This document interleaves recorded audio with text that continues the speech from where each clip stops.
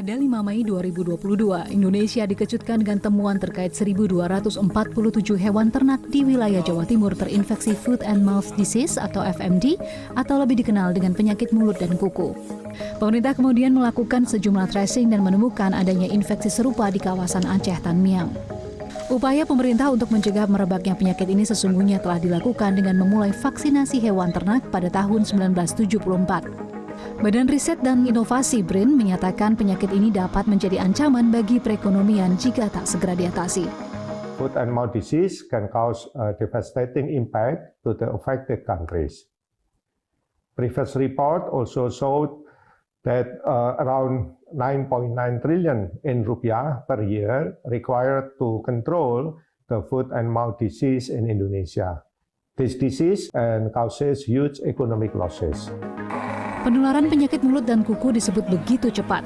Group Leader of Disease Mitigation Technology CSIRO Health and Biosecurity Wilna Foslo menjelaskan penularan secara langsung cepat terjadi karena kontak langsung antar hewan maupun transmisi dengan alat dan makanan yang terkontaminasi. Ia juga menyebut virus penyakit ini kebanyakan ditularkan oleh lembu.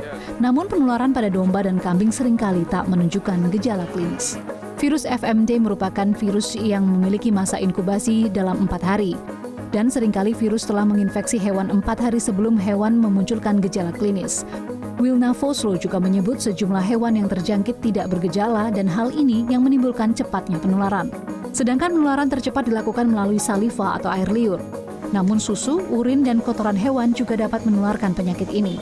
Meski demikian, embrio hewan dari indukan yang terinfeksi seringkali tak terdampak oleh virus.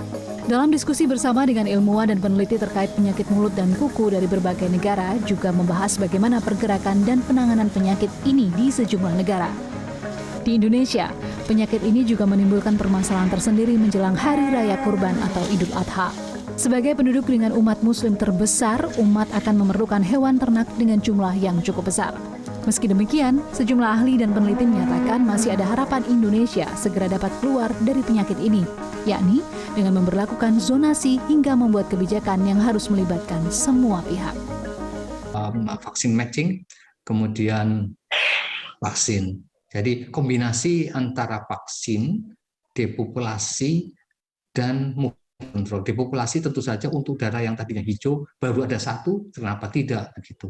Begitu. Nah, kalau sudah, jadi segera kita membuat profiling atau mapping area itu. Dan menjawab tadi yang sama dengan yang kita kan sekarang concernnya kan itu ada jangka waktu pendek, jangka panjangnya adalah bebas. Nah, bikin bebas itu aspek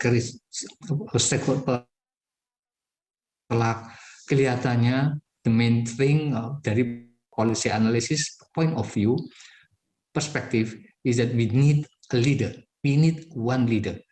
So we need leadership and to regain FMD in a FMD-free country. Refer to that Indonesia has very particular circumstances.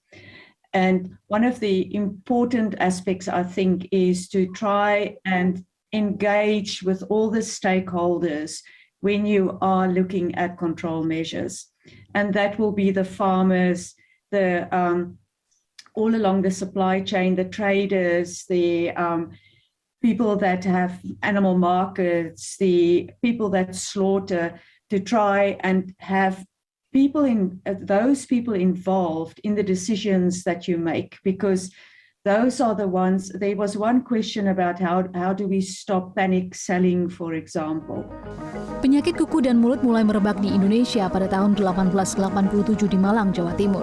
Penyakit ini kini masuk daftar penyakit yang wajib dilaporkan oleh semua negara oleh Badan Kesehatan Hewan Dunia atau Office des Internationale Epizootis atau OIE. Maria Sarjana, Andika Marianto, Jakarta.